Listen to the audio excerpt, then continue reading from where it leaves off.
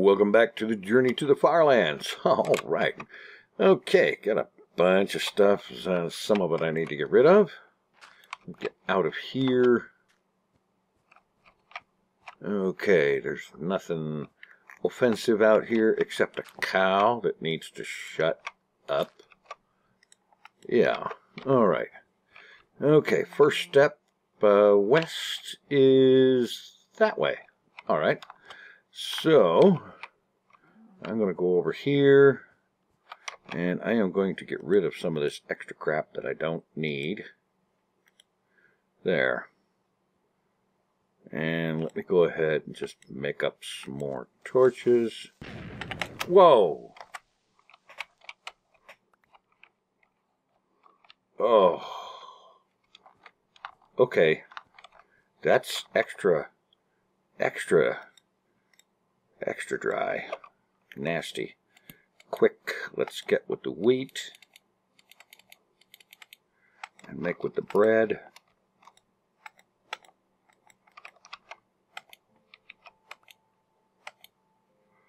Oh boy. That was close.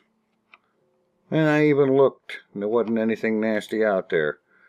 Alright.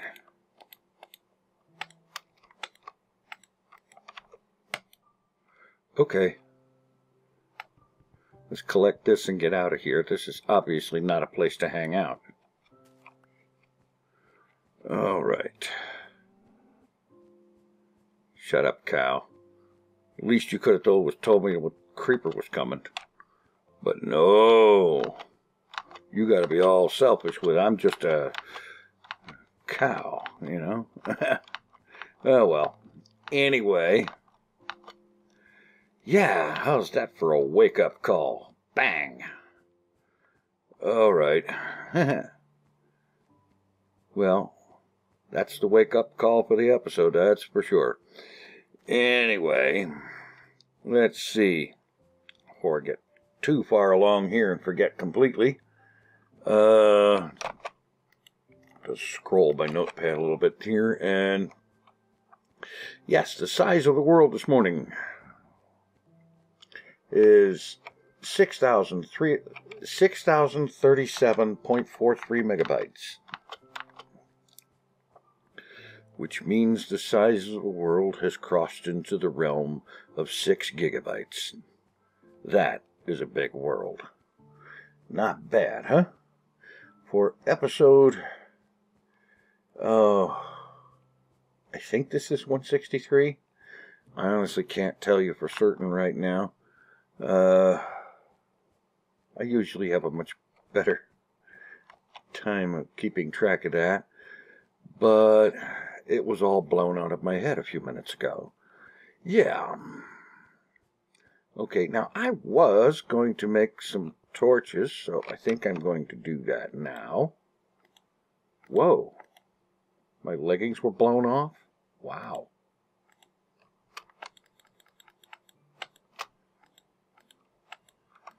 That was weird. Okay. Yeah.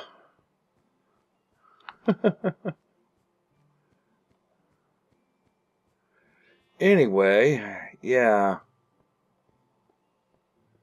And actually that diamond armor looks like it's just about... Yeah, both pieces are just about shot. That helmet is about shot, too. So I think it's time to do some replacing.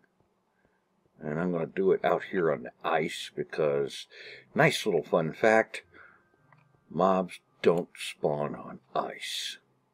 So I can, well, let me, yeah, that's what I'll do. I'll make a chest.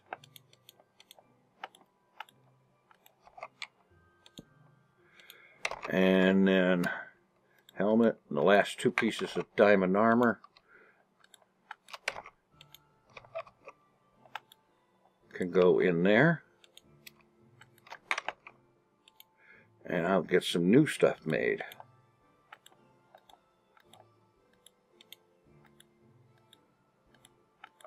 Okay.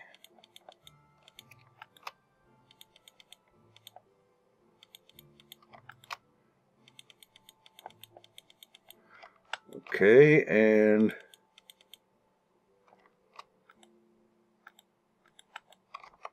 okay. Put these oh, yeah, that's right. You can't shift click them into place in this version. That didn't happen yet. I'm not sure when it happened, but I know it's not a thing in 1.7.3. All right. I have some stuff to get rid of, which I actually thought that I had. All right, and one more thing to make, and that is a sign.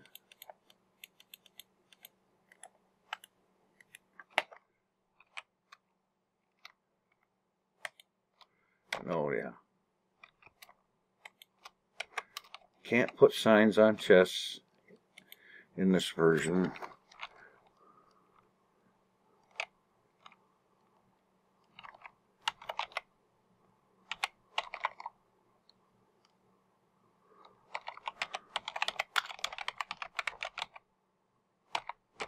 Armor replaced, and right now, as I'm recording, it is Friday, September 28th, so 18/9/28 at 10:32. Oh, let's do it right. Okay, and we'll just leave that there. Come on, today. All right, great. And there we go. Onwards to the west, on to the FarLands. Ah, yes. It's been a heck of a day so far, and it's only just getting started. All right. Well, nice little wake-up call, and get the armor all replaced and everything. Okay. Getting on with things. Let's see, there has been a few questions. Thank you very much. Let's see, starting with, Lock.2 asks, how can I become a Hermitcraft member? I upload every day. Well, that's great that you upload every day.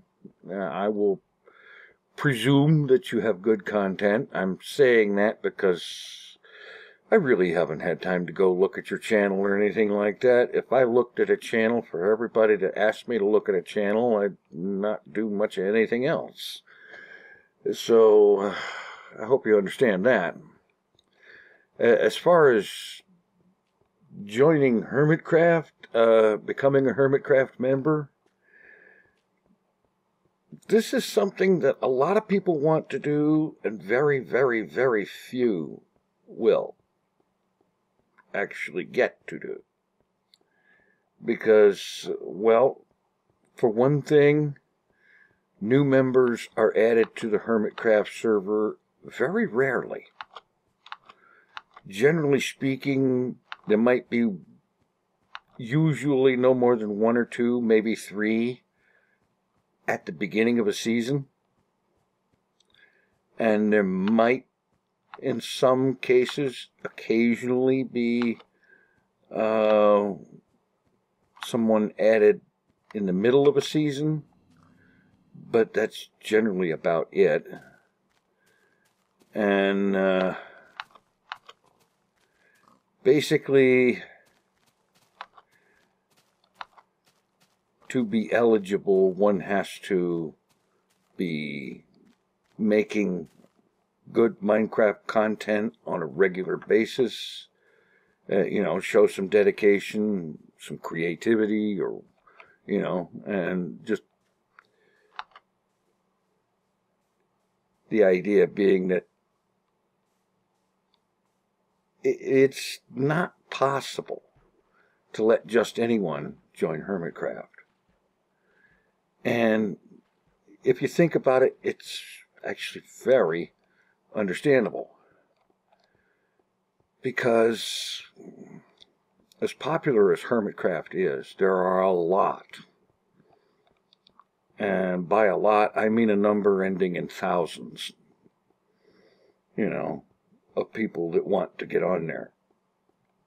Perhaps tens of thousands. I don't know. I really don't. But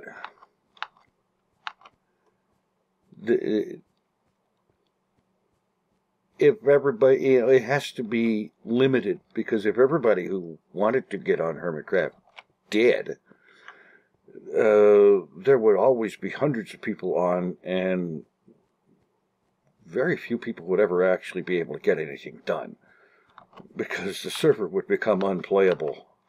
I'm sure of that. You know, it's just, it's not practical, because it's just too many. And so adding someone to Hermitcraft is kind of a big deal. It's kind of a very big deal. Like, you know, it's something that all members will discuss, and all members have to agree on. This is a unanimous thing. And, you know, it's just, I think it's great that you want to become a member, but realistically speaking, very few people get that chance. And before anybody says it, no, it doesn't have anything to do with the size of your channel. It's more about, would you make a good fit with everybody else on the server? And do you make good content? Do you make content regularly? And so on, you know. Do you show the dedication that something like that would need? And even then, even when a person can say yes to all of that, it's still a question of, you know, how many people could you possibly fit on a server?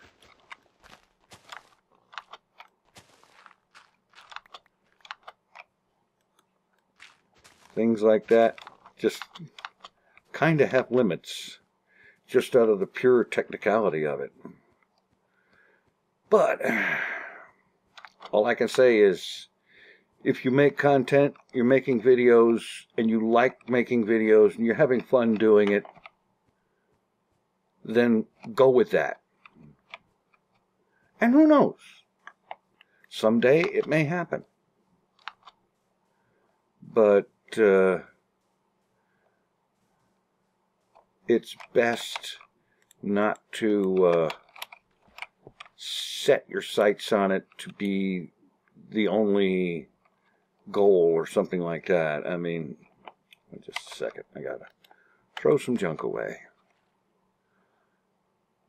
So, make videos because you like making videos. Don't make videos because you want to be part of Hermitcraft. I mean, it's great that you do, and it's great that you like Hermitcraft enough to want to join it, but practically speaking, just out of pure practicality, there's no way that most of the people who want to get on Hermitcraft will ever be able to, just simply because of the numbers involved. And that's not saying anything negative about anyone. Let's see if I can get around this. I was hoping the water would continue a good ways. Shut up, cow. Nobody wants to hear you, ever. Why Notch gave you a voice is beyond me. Anyway. Okay, so I hope that addresses the question in at least a reasonably respectful manner. As, I know a lot of people, when they see a question like that,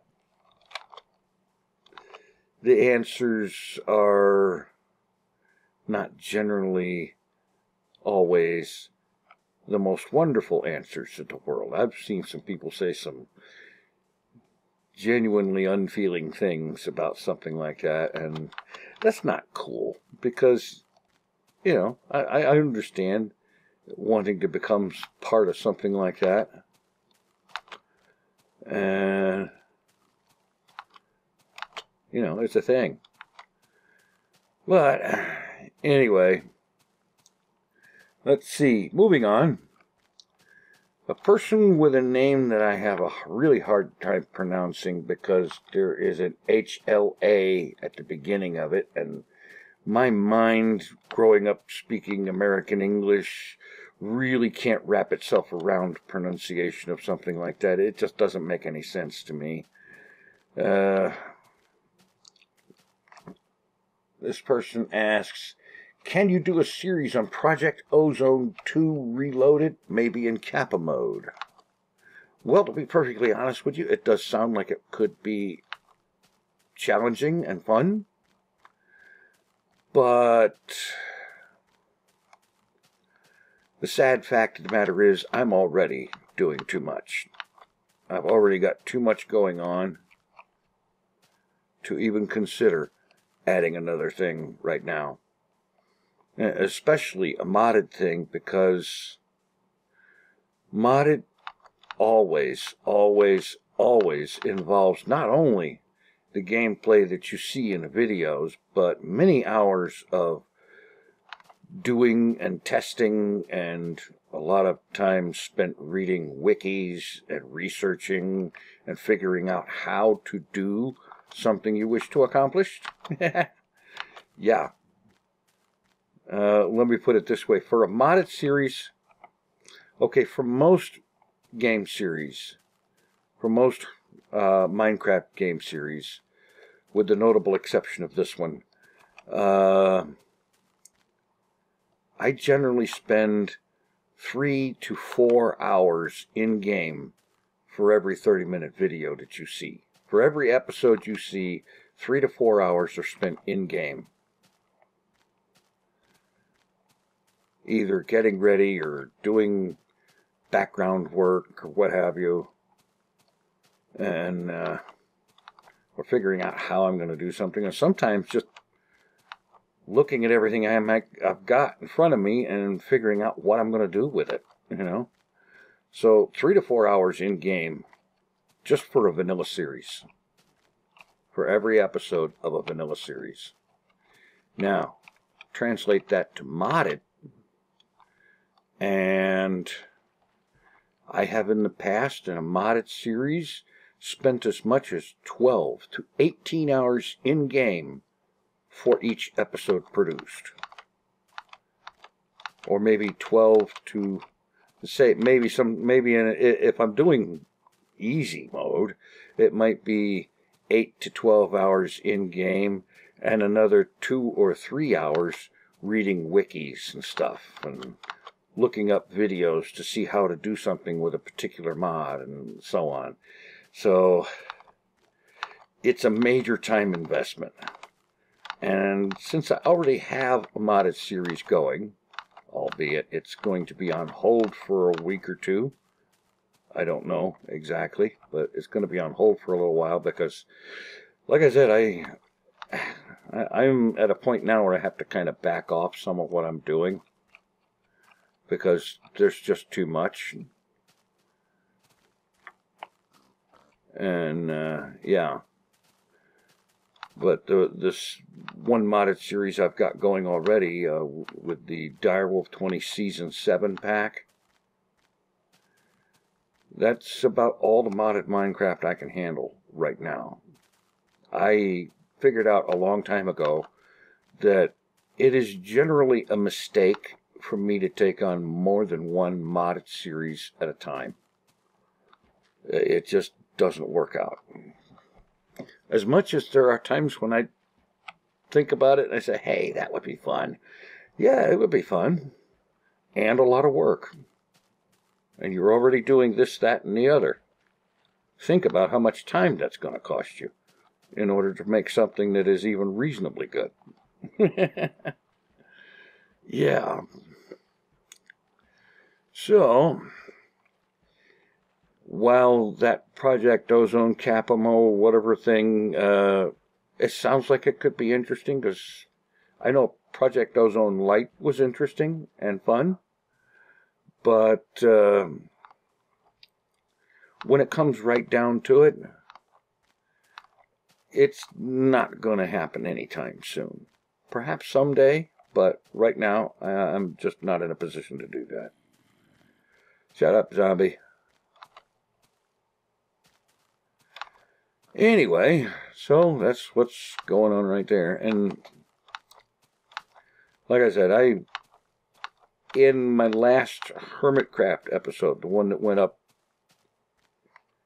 yesterday, and I believe that's episode 29, I think, where I got started working on the residential area of the vault.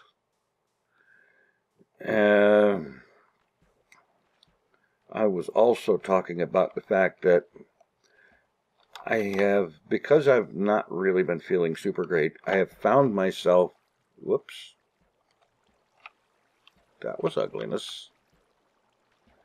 I found myself feeling kind of a little overwhelmed-ish. Come on, get out of this. There we go, out of the current.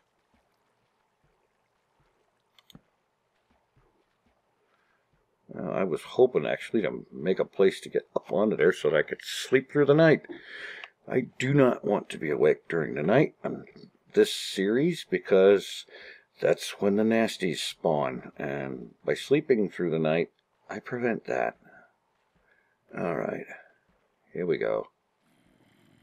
Shut up, zombie. Nobody wants to ever know you exist.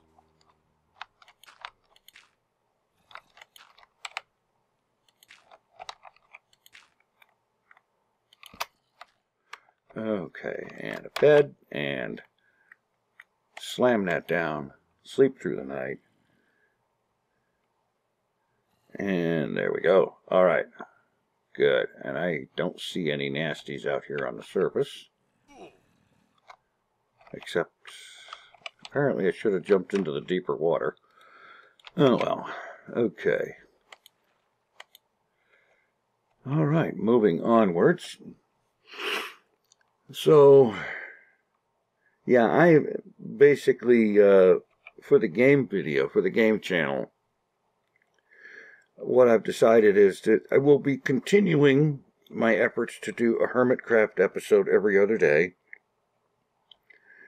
and all other series on that channel are temporarily on hold. That's my single-player world, the Skyrim series, and the Direwolf 20 Season 7 pack series. There will still be a few more Fallout 4 episodes, because I had actually gotten some of that recorded ahead of time. And so, however many episodes that footage turns out to be, they will be continuing for as long as I have them available. And then that one will end up on hold for a little while I sort of get to feeling better and feeling more up to taking on more at once. And then I'll bring things back one at a time and continue on. And yeah. In other news, in spite of the talk of doing less to kind of give myself a bit of a break, a much needed one, I have been recently, in the last few days, spending a few hours here and there with Elite Dangerous. And this is the series, well, no, not series. This is the game that I originally got with the idea that this one is for me. Every game I have gotten in the last several years has been about videos and whatnot. And I decided when I bought Elite Dangerous that it was going to be one that I wasn't going to do that with.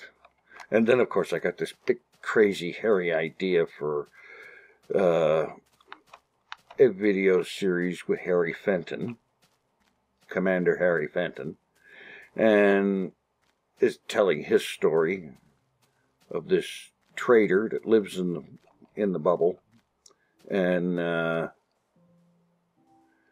does business, and he's all about getting the money and the power that goes with money and all that stuff.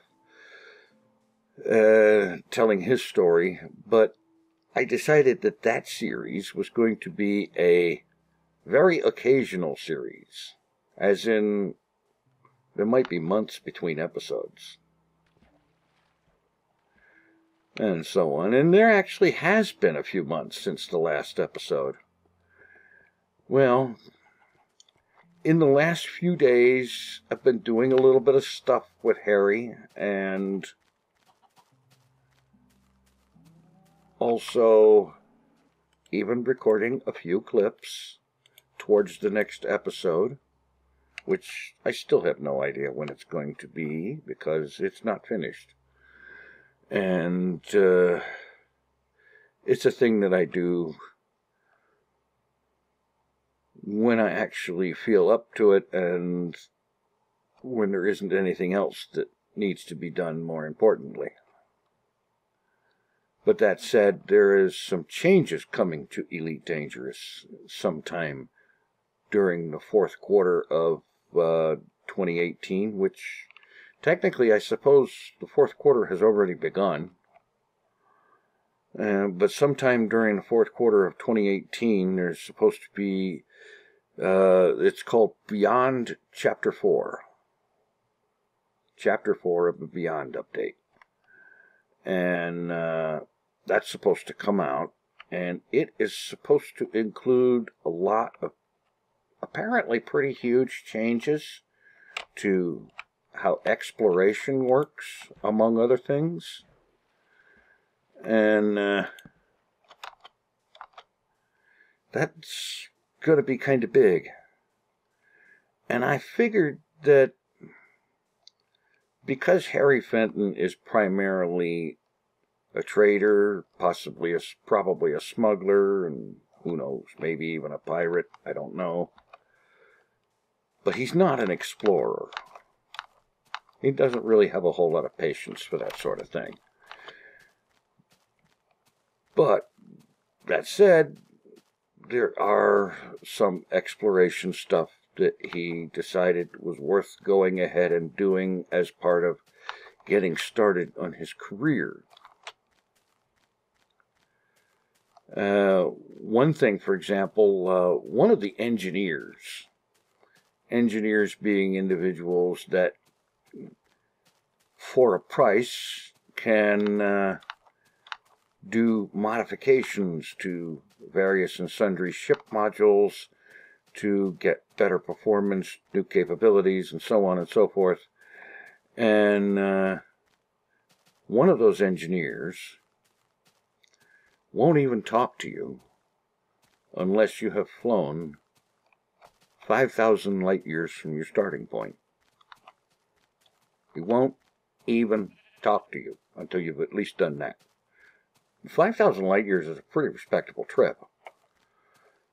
And so Harry Fenton is gearing up to make that trip and get that out of the way. And since he's going to go 5,000 light years, he might as well get whatever profits can be had from exploration in doing a trip like that. Because, you know, that would mean a lot of first discoveries and so on and so forth. A lot of exploration scans that could net him a good starting Easter egg or nest egg or whatever, you know, to get things going with his businesses. And so he's getting ready to do that. And that means finishing up some exploration that he was doing before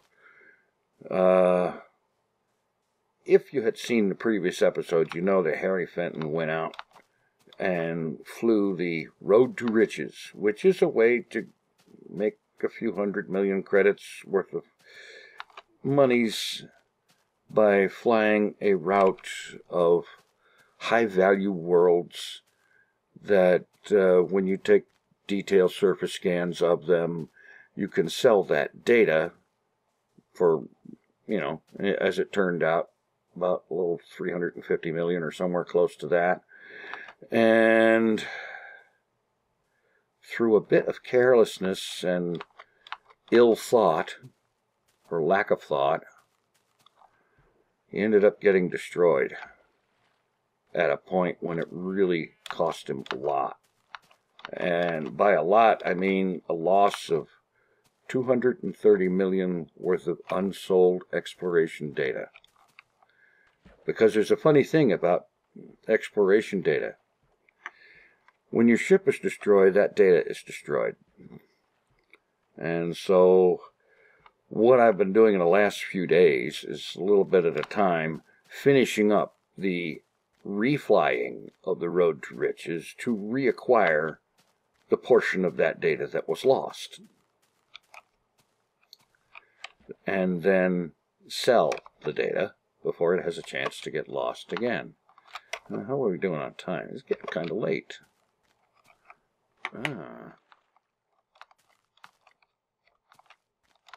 Okay. I think I got something here.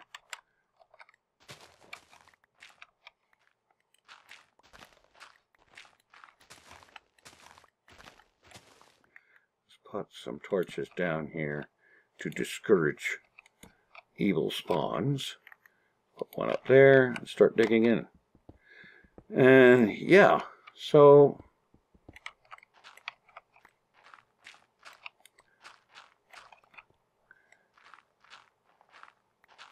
basically Harry's by this point finished up the reflying of that Road to Riches thing and reacquired the lost data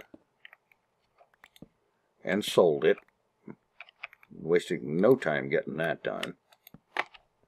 One more back.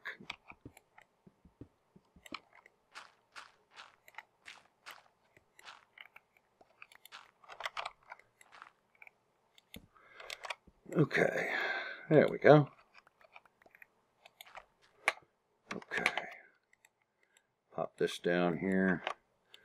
And so, new episode of The Adventures of Harry Fenton, forthcoming, but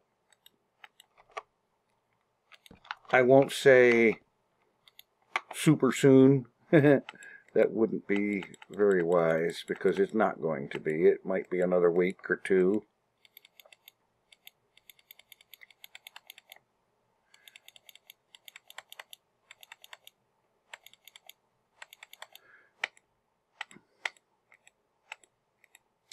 I don't know why it is, but I can't seem to talk while putting things down in this grid.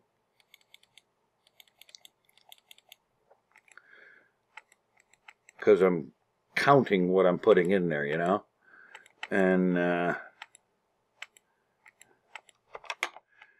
it doesn't want to make sense. But there you go. All right. Okay, well, in any event, I have once again managed to rattle my brains out here. I'm going to have a bunch of stuff to throw away, and it is getting into night, so I will say thanks for watching. Take it easy. I am out of here.